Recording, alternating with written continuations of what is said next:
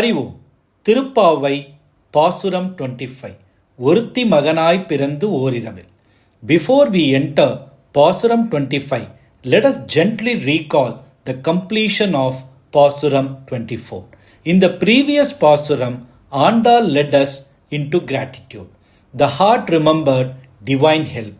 Praise arose naturally without demand. Faith matured into quiet confidence. The seeker no longer questioned protection. The mind learned to recognize grace already at work.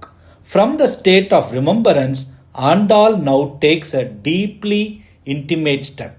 In Pasuram 25, Andal speaks of Krishna's human birth. This is not a philosophical idea or neither a symbolism or anything else. This is closeness. She reminds us that the Lord chose to be born among us. He entered the human world. He lived with limitations. He accepted vulnerability. He shared ordinary life. Why does Andal bring this now? Because surrender cannot happen if fear remains. If God is seen as distant, the heart hesitates. If God is seen as unreachable, the soul withdraws. Andal removes this distance completely. She says, the Lord did not stand above humanity. He walked within it. He did not observe suffering from far away. He lived through it.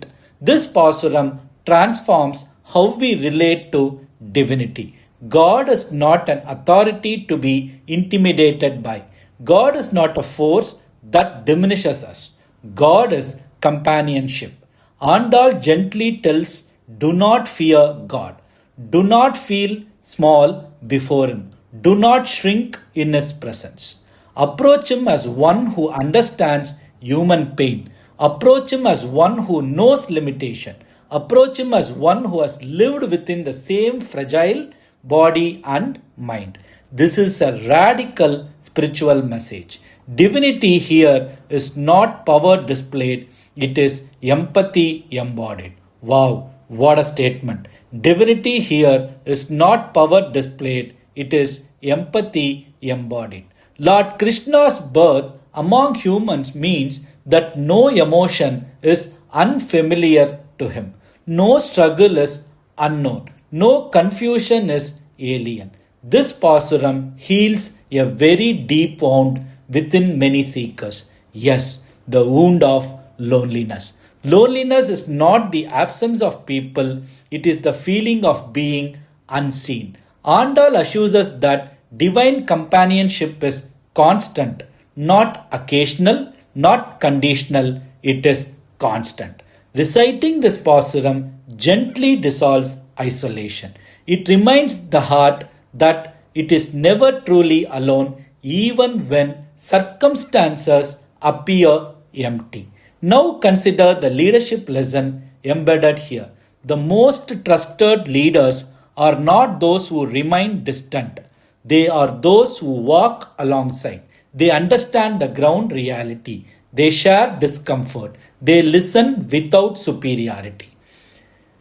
Leadership that stays elevated loses connection. Leadership that enters human experience builds loyalty. I repeat, leadership that stays elevated loses connection. Leadership that enters human experience builds loyalty.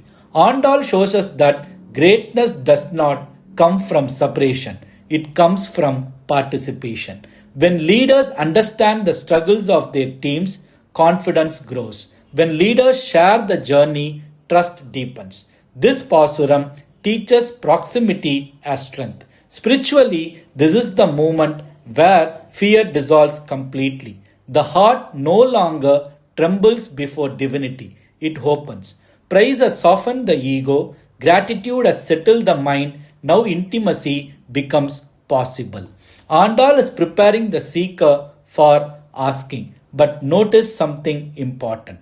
The asking has not begun yet. First came the discipline, then compassion, then courage, then urgency, then love, then stillness, then gratitude, now companionship. Only when the relationship becomes intimate does prayer become authentic. Asking without intimacy is demand. Asking with intimacy is surrender. Pasuram 25 places at the threshold of complete surrender. The Lord is no longer outside. He is beside us. The heart is no longer defensive. It is receptive.